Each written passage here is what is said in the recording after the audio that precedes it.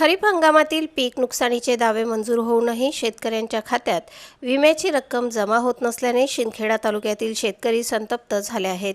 या पार्श्वभूमीवर जनसंघर्ष संघटनेच्या नेतृत्वाखाली शेकडो शेतकऱ्यांनी बैलगाडा मोर्चा काढून तहसील कार्यालयावर धडक दिली। भगवा चौकातून निघालेल्या या मोर्चात मोठ्या संख्येने शेतकरी बैलगाड्यांसह सहभागी झाले होते।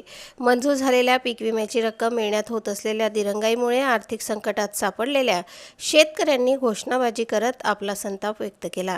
आंदोलनादरम्यान संघटनेचे अध्यक्ष माजी सैनिक महेंद्र गोकुळ पाटील उर्फ सोनू फौजी आणि अभिमन पाटील यांनी शेतकऱ्यांच्या प्रलंबित विमा प्रश्नांवर सविस्तर भूमिका मांडली। शेतकऱ्यांना न्याय मिळावा आणि मंजूर विमा रक्कम तात्काळ खात्यात जमा करावी अशी मागणी त्यांनी केली।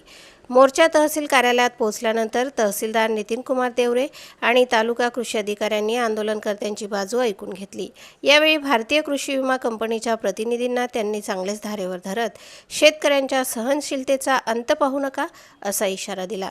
विशेष म्हणजे येत्या काही महिन्यात मंजूर विमा रक्कम शेतकऱ्यांच्या खात्यात जमा झाली नाही तर संबंधित विमा कंपनीच्या अधिकारी व कर्मचाऱ्यांवर थेट गुन्हे दाखल करण्यात येतील असा स्पष्ट आणि कठोर इशारा तहसीलदारांनी दिला आहे।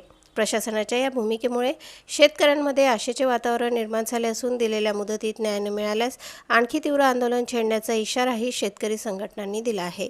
आता विमा कंपनी पुढे काय भूमिका घेते आणि शेतकऱ्यांच्या खात्यात विम्याची रक्कम कधी जमा होते याकडे संपूर्ण तालुक्याचे लक्ष लागले आहे।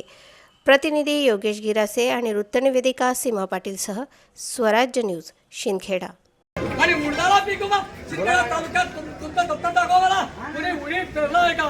उडदाला पीक विमा आणि मका आणि कापूस आहे त्याचं पीक आहे याला का विमा नाही त्या विमा कंपनीचा निषेध असो तेवढा तुम्ही माझा तुम्हाला प्रणाम सर।